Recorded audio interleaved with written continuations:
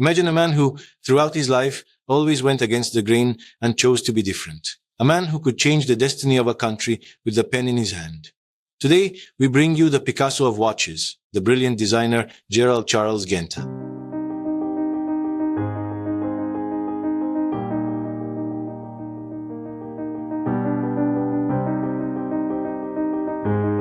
If we're talking about time and watches on this channel, we can't help but mention Gerald Genta, who managed to live 20 years ahead of his time and in doing so propelled the watchmaking industry to where it is today. So, let's begin. Genta was born in Geneva, Switzerland in 1931. His mother was Swiss and his father was Italian. Young Genta dreamed of becoming a painter and had already started creating paintings as a child. But Switzerland was a country of watchmaking, and almost everyone worked in the industry back then. Genta attended a watchmaking and jewelry school. Watchmaking meant science and engineering. The artist within Genta blended with the science he learned at school, and he was particularly influenced by geometry classes and geometric shapes, especially the octagon. There is a big difference between looking and seeing, my friends. With the artistic talent inside him, Genta saw completely different things in the same shapes that everyone else saw, especially the octagon. It became an obsession for Genta with its symmetry and sharp lines. The ring he designed for his wife was octagonal, and so was the desk in his home and the clock on his wall. After receiving his diploma at 20, he created thousands of designs within the first 3 years. Genta was different from other designers. He never lost touch with the painter inside him. He designed jewelry and watches for small firms. Even when he earned only 15 francs per design back then, he would pick up his brush after finishing his drawings and paint them down to the finest detail to show how they should be seen. It wouldn't take long for this young man, who worked with an extraordinary passion, to start drawing attention. In the early 50s, as aviation was making significant advancements, Scandinavian Airlines announced a new route that would fly over the North Pole, greatly reducing flight times from Europe to North America. The company also reached an agreement with Universal Genève, one of the luxury watch brands of the time, to create an official watch exclusively for these flights. Universal Genève chose Gerald Genta, who was then only 23, for this design. The story that started as the Polerouter, initially sold as Polerouter, eventually simplified to Polerouter for easier pronunciation and was met with great acclaim.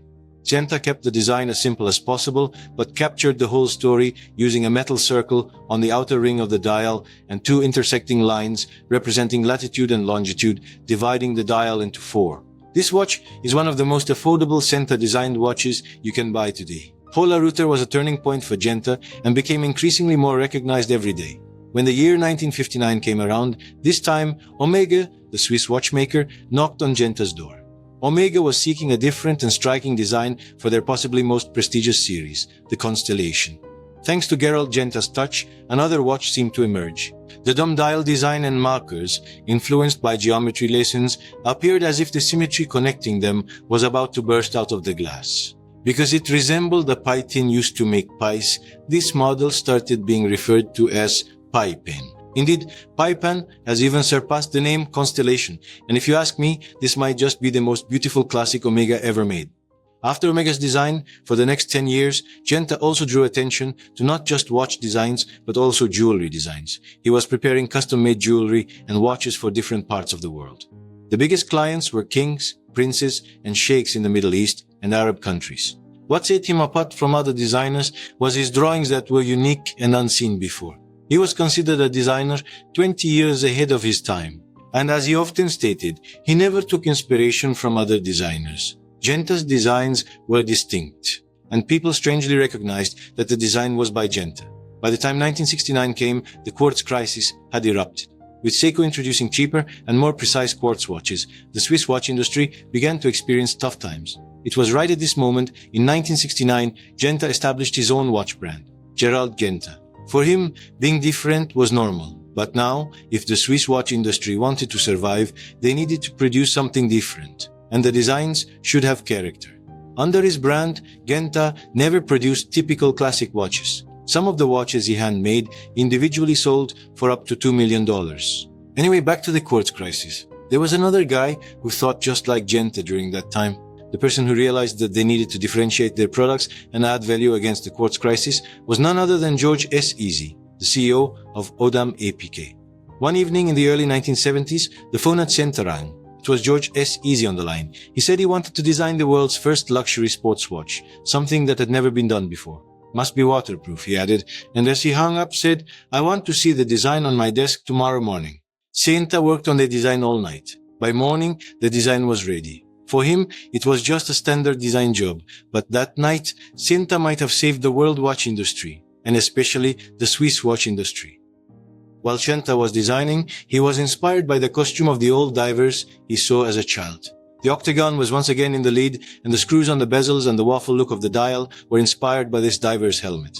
A waterproof, luxury sports watch. The design turned into a watch in 1972, and the legend of the Audemars Piguet Royal Oak came to be. It was the world's first luxury sports watch. It took nearly 4 years to sell the first 1,000 watches produced. But after that, it became legendary. Even today, I think it's one of the two most sought-after and desired watches in the world. The other would be released 4 years later. In 1976, Gerald Genta would create two more legends in the same year. First, IWC came to him, wanting to redesign the Ingenieur model, which was notable for its anti-magnetic feature and designed for engineers. The result was another legend. With almost the exact same design, it remains one of the most beloved sports watches today. The same year, in 1976, another luxury watch brand, Patek Philippe, reached out to Genta. The brand, famous for its classic watch models, wanted a sport watch design. According to legend, while Genta was having dinner in a restaurant, an idea struck him. He asked the waiter for a napkin and sketched the second great legend, Nautilus, on it. He knew about the interest of Patek's owner in sailing and lighthousing. This time, the design was inspired by the portholes in the cabins of yachts. The distinctive horizontal lines resembled the thick wood decking of boat decks. Thus, this massive design that you can't easily find or buy, even if you had the money, emerged. Genta never stopped designing, of course. In 1985, he redesigned Cartier's famous Pasha model, which had been presented as a gift to the Pasha of Marrakesh. You see, the Pasha wanted a classic watch, but also wanted to be able to swim with it. That's where the idea of a second protective crown attached to the case by a chain came about. Similarly, Bulgari was one of the companies that wanted a design. So much so, the world-famous Italian jewelry firm wanted to make a first in its watch collection and requested a model that bore its own name.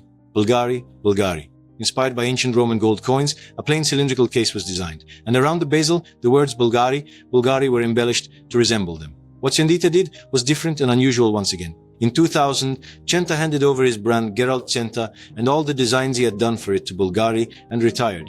He retired, but he couldn't sit still. Throughout his retirement, he designed hundreds, thousands of jewelry and watches. He devoted more time to painting as well, of course. After a while, he couldn't resist. He actually started a new brand named Gerald Charles for the production of a few special watches. When he died in 2011, he had left behind 2,300 new and different designs. He was born with a God-given artistic talent. By combining that with scientific education and a character-chasing uniqueness, he became a true genius. Many compared him to Michelangelo or Dali. But the consensus was, Genta was a Renaissance genius reincarnated in the 20th century. I think the most fitting comparison for him was being called the Picasso of clocks. His quest for always being different, always original, made him unforgettable. He wasn't someone who imitated or got inspired, but someone who others were inspired by.